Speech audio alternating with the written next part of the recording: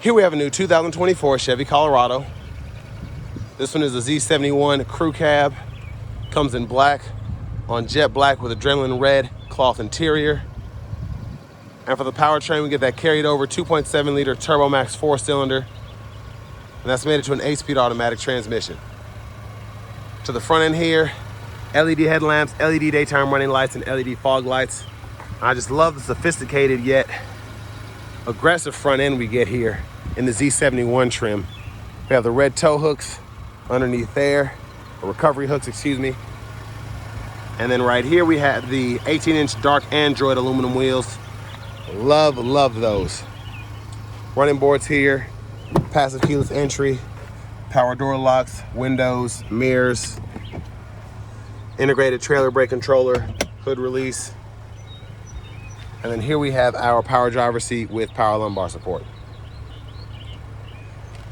Now I do have the seat up front adjusted for someone of my size, being 6'3" with longer legs. So with that being said, not too much room behind myself in this rear seat, but I can hit this latch here, pull this up, have a little storage underneath here. You can see that we have the jack and such right there.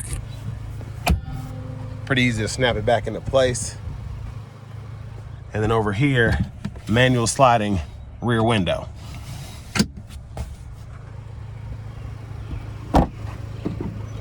Fuel filler there.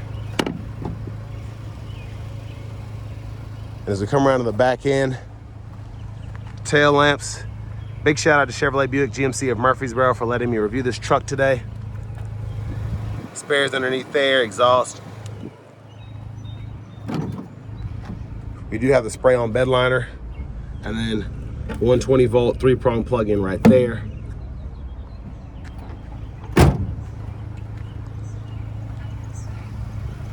And then as we come around to the front passenger seat, you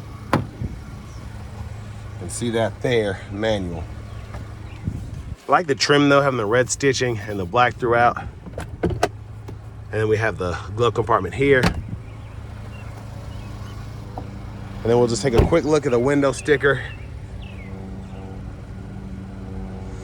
So this is actually, with this one being a Z71, I just reviewed an Elevation Canyon, and that stickered for under, it was like $39,985. And with this, all the options of having the Z71, you're at $48,310. But I mean, you do get a lot of options on this one. But let's go around back to the front end, take a quick look in the engine bay. And there is that 2.7 liter Turbo Max, mostly covered up there. But let's go ahead and hop in the driver's seat.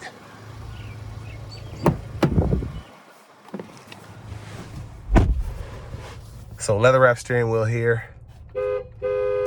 There's a horn. Now we do get a Bose sound system, how this one's optioned out, which is nice. After this 11.3 Google Assistant system, we have our Google Maps, which we can pull up there with a subscription. For the audio, we get our AM, FM, XM, Bluetooth, and then we also have the Google News, Alexa, and Google Podcasts to go with the wireless CarPlay, Android Auto compatibility we get as well. Air down mode, this one being a Z71, we can do that if you want to go off-roading. Controls are in here, including the high beams, fog lights, all of that, park assist. And then I can even cut the low beam on or off or set them to auto there. We do get a Wi-Fi hotspot too. And then in here, pull up this vehicle status menu here. And I love this because you have an overview and you can click certain things to see, hey, tire pressure sensors are here, air filter, battery voltage, all of that. Or you can go into each menu manually. You can see brake pad life, tire pressure, oil life, engine air filter, and then your battery voltage, coolant, etc. And then your trip meters in here as well. And then in your settings, you can go in here, fool with your connections to CarPlay, Bluetooth, vehicle settings, teen driver, rear seat reminder, and buckle to driver there. And then you can go into your system settings and change your language or your units of measurement. And then I'm gonna go into the climate menu here. You get single zone or dual zone automatic climate control, excuse me. And then you can decide where the airflow is going, and you can use the screen for pretty much everything, but you can also use the buttons and knobs down here below too. Cut the whole system on and off, etc. Now here we can roll all the windows down with one touch, auto stop, hazards, lane keeping assist, and we do have an aux switch as well if you want to either run a light bar or a winch, you can do that. USB-C, USB-A input, wireless charging pad, and then for the shifter, pull the lever, reverse, neutral, drive. And your limiter is there. You can see what gear you're in. It'll show you on the gauge cluster when you're doing that. Electronic parking brake, pull up to engage, hit the brake, press down to disengage. And then here, we can go through our full four-wheel drive system. So we can do that, set it to auto, whatever. And then we can use this bar, or this scroll knob, excuse me, to go through the drive settings, or drive modes. We have tow haul, off-road, normal, and terrain. Center console cubby space with a removable tray. And there's our sunshade, and we can either tilt or slide this roof. So I always like to show how far it'll go back. One touch pretty much takes it all the way back. Then we can one touch close it as well.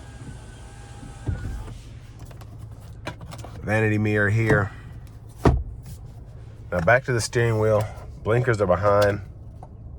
High beams, we can flash there. Intermittent wipers are here. Fluid right there.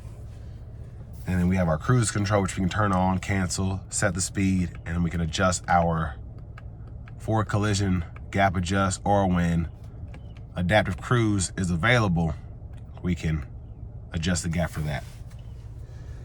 Voice recognition, we can hit this to go through our audio sources here, and then we can scroll through those when it's on.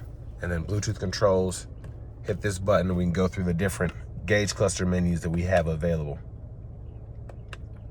So I like all the views you get. Push button starts there. Finally, here's a key fob with remote start.